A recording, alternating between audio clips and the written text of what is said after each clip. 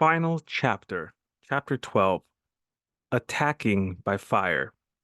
There are five ways of attacking with fire. The first is to burn soldiers in their camp. The second is to burn stores. The third is to burn baggage trains. The fourth is to burn arsenals and magazines. The fifth is to hurl dropping fire amongst the enemy. In order to carry out an attack, we must have means available. The material for raising fire should always be kept in readiness. There is a proper season for making attacks with fire and special days for starting a conflagration. The proper season is when the weather is very dry. The special days are those when the moon is in the constellation of the sieve, the wall, the wing, or the crossbar. For these four are all days of rising wind. In attacking with fire, one should be prepared to meet five possible developments. Number one, when fire breaks out inside two enemies' camp, respond at once with an attack from without. Two, if there is an outbreak of fire, but the enemy's soldiers remain quiet, bide your time and do not attack. Three, when the force of the flames has reached its height, follow it up with an attack, if that is practicable. If not, stay where you are. Four, if it's possible to make an assault with fire from without, do not wait for it to break out from within, but deliver your attack at a favorable moment. And five, when you start a fire, be to windward of it. Do not attack from the leeward. A wind that rises in the daytime lasts long, but a night breeze soon falls. In every army, the five developments connected with the fire must be known, the movements of the stars calculated, and a watch kept for the proper days. Hence, those who use fire as an aid to attack show intelligence. Those who use water as an aid to attack gain an accession of strength. By means of water, an enemy may be intercepted, but not robbed of all his belongings. Unhappy is the fate of one who tries to win his battles and succeed in his attacks without cultivating the spirit of enterprise. For the result is waste of time and general stagnation. Hence the saying, the enlightened ruler lays his plans well ahead. The good general cultivates his resources. Move not unless you see an advantage. Use not your troops unless there is something to be gained. Fight not unless the position is critical. No ruler should put troops into the field merely to gratify his own spleen. No general should fight a battle simply out of pique, Pique.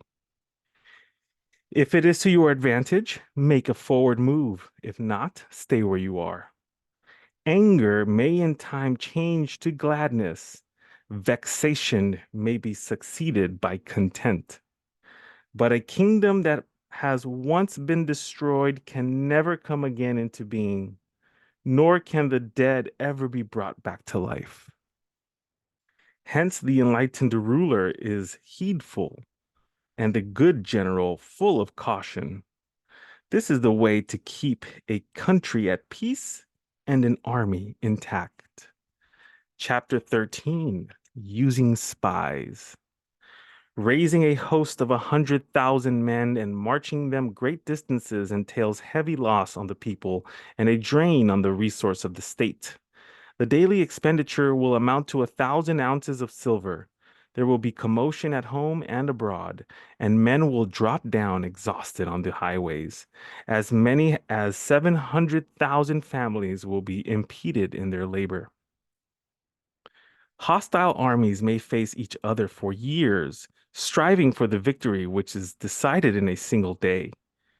This being so, to remain in ignorance of the enemy's condition simply because one grudges the outlay of 100 ounces of silver in honors and emoluments is the height of inhumanity. One who acts thus is no leader of men, no present help to his sovereign, no master of victory. I will repeat that. One who acts thus is no leader of men, no present help to his sovereign, no master of victory. Thus, what enables the wise sovereign and the good general to strike and conquer and achieve things beyond the reach of ordinary men is foreknowable, meaning is foreknowledge. Repeating, thus, what enables the wise sovereign and the good general to strike and conquer and achieve things beyond the reach of ordinary men is foreknowledge. Now, this foreknowledge cannot be elicited from spirits.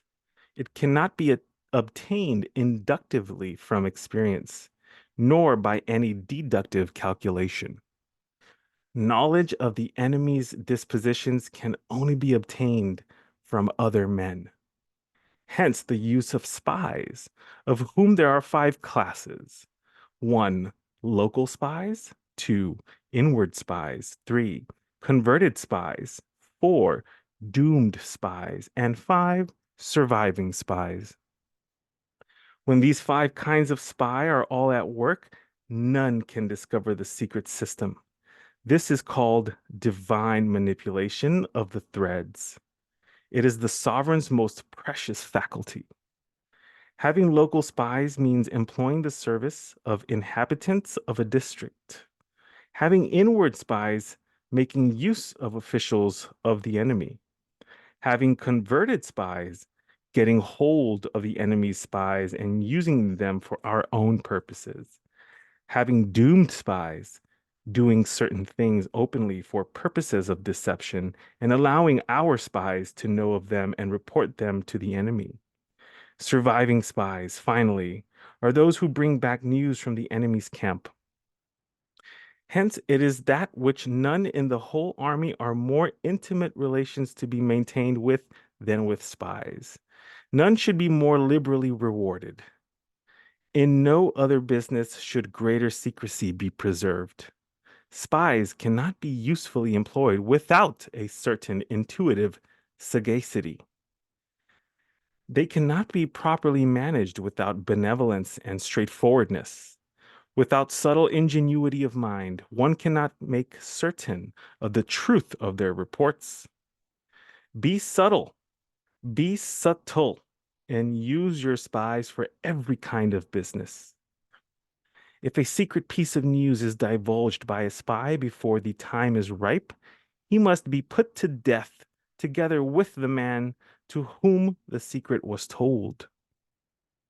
Whether the object be to crush an army, to storm a city, or to assassinate an individual, it is always necessary to begin by finding out the names of the attendants, the aides de camp, and doorkeepers and sentries of the general in command. Our spies must be commissioned to ascertain these. The enemy spies who have come to spy on us must be sought out, tempted with bribes, led away, and comfortably housed. Thus, they will become converted spies and available for our service. It is through the information brought by the converted spy that we are able to acquire and employ local and inward spies. It is owing to this information, again, that we can cause the doomed spy to carry false tidings to the enemy. Lastly, it is by his information that the surviving spy can be used on appointed occasions. The end and aim of spying in all of its 5 varieties is knowledge of the enemy, and this knowledge can only be derived in the first instance from the converted spy. Hence, it is essential that the converted spy be treated with the utmost liberality. Of old, the rise of the Yin dynasty was due to Ai Chi, who had served under the Hsia. Likewise, the rise of the Chou dynasty was due to the Luya, who had served under the Yin. Hence, it is only the enlightened ruler and the wise general who will use the highest intelligence of the army for the purposes of spying, and thereby they achieve great results. Spies are a most important element in water because on them depends an army's ability to move. The end.